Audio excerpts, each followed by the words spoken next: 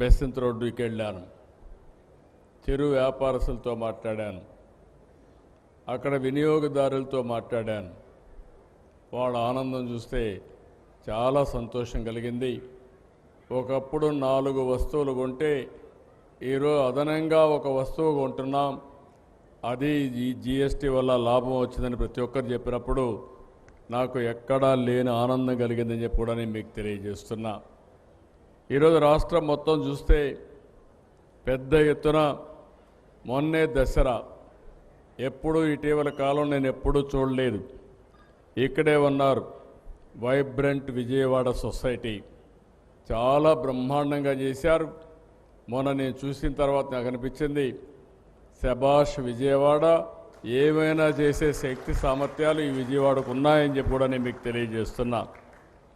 ఒక కార్యక్రమం కాదు, చాలా బాగా జరిగాయి. సాంస్కృతిక కార్యక్రమాలు జరిగాయి. ఆ 11 రోజులు ఒకప్పుడు దసరా అంటే గుర్తొచ్చేది కలకత్తా, మైసూరు గుర్తొచ్చేది.